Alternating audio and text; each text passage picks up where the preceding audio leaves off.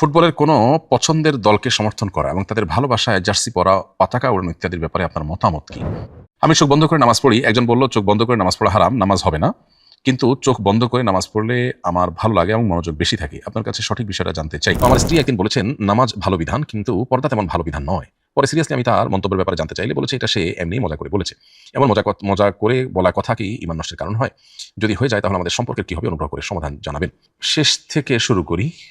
যদি স্বামী স্ত্রীর মধ্যে কেউ একজন এমন কোনো কাজ করেন, কথা বলেন বা বিশ্বাস স্থাপন করেন যেটির ফলে তিনি ইসলাম থেকে খারিজ হয়ে গেছেন, তাহলে সেক্ষেত্রে স্বামী স্ত্রীর মধ্যে আর দাম্পত্য সম্পর্ক থাকে না, যদি অপরজন মুসলমান হয়ে থাকেন। কারণ মুসলিম স্বামী স্ত্রীর মধ্যে কেউ যদি অমুসলিম হয়ে যায়, সাথে সাথে তাদের মধ্যে সম্পর্ক বিচ্ছেদ ঘটে যায়। এখানে আপনার স্ত্রী যে মন্তব্য করেছেন, এই মন্তব্যের ফলে তিনি ইসলাম থেকে খারিজ হয়েছেন কিনা, এর উত্তর হলো যে তিনি যে মন্তব্য করেছেন পর্দা ভালো কোনো বিধান নয়, এটি সুস্পষ্টভাবে কুফরি। এমনকি রসিকতা করে, মজা করে বললেও এটা কুফরি। তবে অজ্ঞতাবশত যদি এরকম বলে থাকেন তিনি, তাহলে সেটা ঈমান থেকে বের হওয়ার কারণ নাও হতে পারে। তারপরও সতর্কতামূলকভাবে আপনারা স্বামী স্ত্রী উভয়ে আপনাদের বিবাহটাকে পুনরায় নবায়ন করে নেবেন। দুজন সাক্ষ্যের সামনে প্রস্তাব এবং সম্মতি থাকবে এবং কিছুটা মহান নির্ধারণ থাকবে, তাতে আপনাদের বিবাহ নবায়ন হয়ে যাবে। এর জন্য ঘটা করে কোনো আনুষ্ঠানিকতার প্রয়োজন নেই।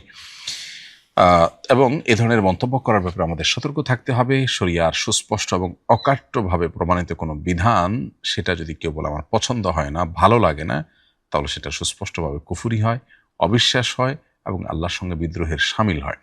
এ ধরনের কথা মজা করে বলবার মতো বিষয় নয়।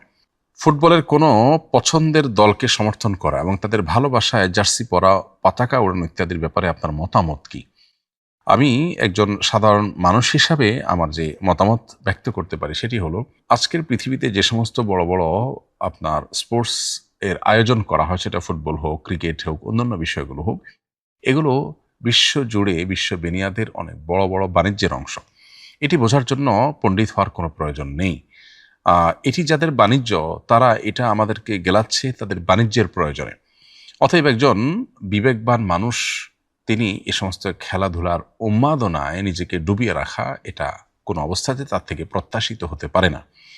এর বাইরে এ ধরনের উন্মাদনার মধ্যে একজন মুসলিম যিনি আখিরাতে বিশ্বাসী, আল্লাহর সামনে তাকে দাঁড়াতে হবে। এ ধরনের উন্মাদনার পেছনে বহু অনাচার যেখানে রয়েছে, চোখের গুনাহ এবং নানাবিধ অপরাধ এবং হারামের সংশ্লেষ যেখানে আছে, এই বিষয়গুলোর সাথে কোনো ইমানদার আসলে সংশ্লিষ্ট হতে পারে না। ইমানদারের সুস্থ বিনোদনের জন্য শরিয়া যথেষ্ট উপকরণের ব্যবস্থা রেখেছে।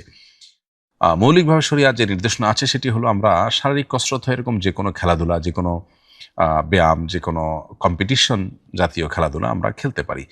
কিন্তু ব্যায়াম করবে আরেকজন, আমি শুধু দেখে দেখে মজা নেব এবং এটার ফলে আমার মধ্যে যে উন্মাদনা তৈরি হবে, সেটার কারণে আমার মধ্যে ডোপামিন প্রবেশ করে, এমনিতেই ডোপামিনে আমাদেরকে ধ্বংস করে ফেলছে। এই সাময়িক আনন্দ, সাময়িক বেদনার যে আপনার ব্যাপারগুলো, এগুলো আমাদের মনোযোগকে এমনি ধ্বংস করে দেয়। অতএব এমনিতেই মনোযোগ বা ফোকাস আমাদের নষ্ট হয়ে যাচ্ছে, আমাদের কাজের প্রোডাক্টিভিটি কমে যাচ্ছে দিন দিন।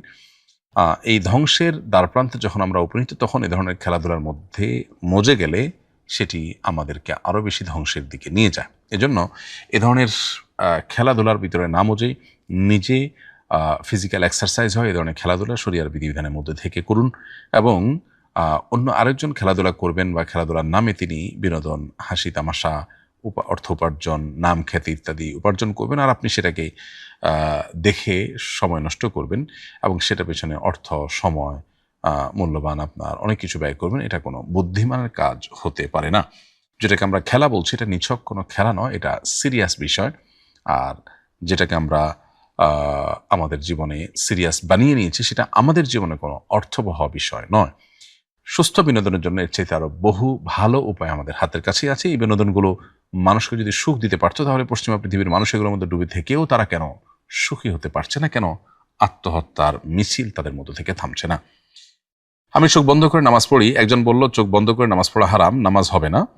কিন্তু চোখ বন্ধ করে নামাজ পড়লে আমার ভালো লাগে এবং মনোযোগ বেশি থাকে। আপনার কাছে সঠিক বিষয়টা জানতে চাই। মৌলিকভাবে খোলা রেখে নামাজ পড়া উচিত, স্বাভাবিকভাবে জেনারেলি খোলা রেখে নামাজ পড়তে হবে। যদি কেউ চোখ বন্ধ করে নামাজ পড়েন, তাহলে সেটা সাধারণত মাকরুহ হয়, অপছন্দনীয় হয়, সুন্নাহর খেলাফ হয়। যদি কেউ চোখ বন্ধ করে নামাজ পড়লে তার মনোযোগ থাকে এবং খুশু থাকে, তার ফোকাস ঠিক থাকে, জাস্ট মনোযোগ ঠিক থাকার প্রয়োজনে যদি কেউ এটি করে তাহলে সেটা মাকরুহ হবে না, সেটা জায়েজ হবে।